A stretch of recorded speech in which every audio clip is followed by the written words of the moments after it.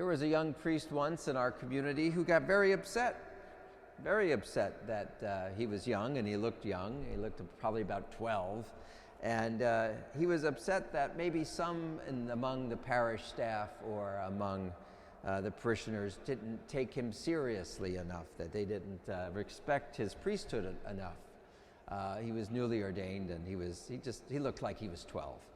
And you could understand why people may not, get on board right away. And I said to him, it's wonderful to be ordained and everybody came around you and everybody, honored you, but still in the eyes of parishioners and your co-workers, many of who have a lot more experience in life than you, probably are waiting for you to express your priesthood in action.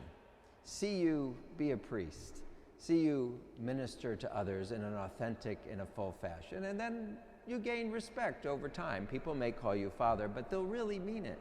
So be patient, hang in there, ask for good advice, and seek to be that presence of Christ that you are ordained to be.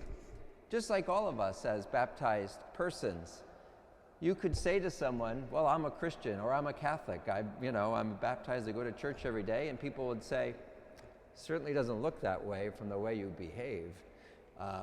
And so the onus is on all of us as well, which is maybe why Jesus rebuked Peter in this gospel. Who do people say that I am?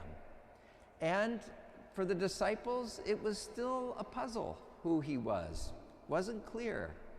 Was it a prophet, a new prophet, or one that had come back from heaven? But Peter, to his credit, from the experience he had at that point, could say, you are the Christ of God. And Jesus did not want Peter or the disciples, even though this was true, to put it out in the world.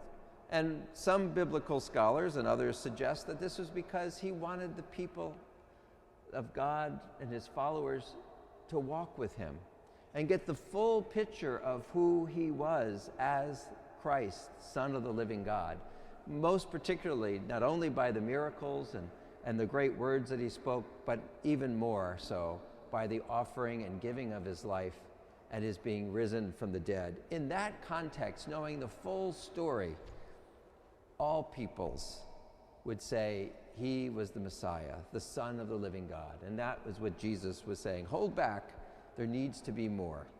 So it's just a reminder in our own lives that people will know us not so much as who we say we are, but what we do and how we respond to the needs around us, how we reflect the love and the mercy of our God and Savior that Jesus modeled, not in the sky far away from us, but in the flesh, on the ground, walking with brothers and sisters, always seeking to lift up the lowliest, lift up those who are suffering the most.